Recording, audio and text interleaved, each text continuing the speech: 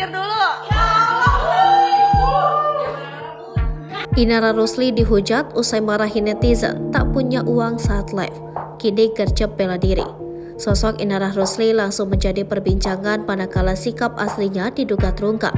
Diketahui Inara Rusli memang sering live di sosial medianya untuk pedagang. Namun baru-baru ini terjadi Inara justru bersikap tak sopan saat sedang live. Pasalnya beberapa kali Inara Rusli menunjukkan sikap angkuh di sosial media. Terbaru, Inara Rusli nekat memarahi netizen di TikToknya saat sedang berjualan. Dengan nada ketus, Inara Rusli menyuruh penonton yang tak memiliki uang untuk tidak menontonnya. Sontak saja kesombongan Inara Rusli ini menjadi buah bibir warganet. Aksi Inara itu pun langsung viral di sosial media. Sadar akan hal itu, ibu tiga anak ini langsung membela diri. Inara Rusli bak mengungkap alasan mengapa ia bisa bersikap ketus kepada penonton di live-nya. Hal itu pun membuat rekan kerja Inara Rusli terkejut. Ramai menjadi hujatan warganet, Inara langsung gercep membela dirinya.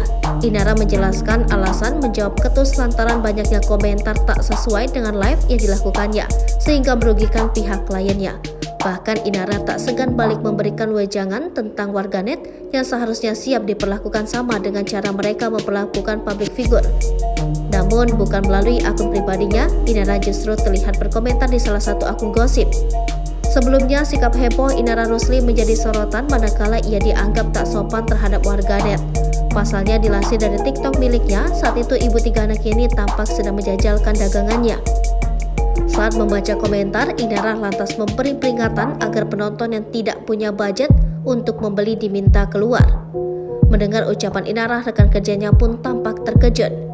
Inara Rusli yang mendengar nasihat itu hanya membalas dengan tertawa lebar. Namun melihat sikap Inara, tak sedikit netizen yang lantas memberikan komentar pedas terkait sikap sombongnya itu.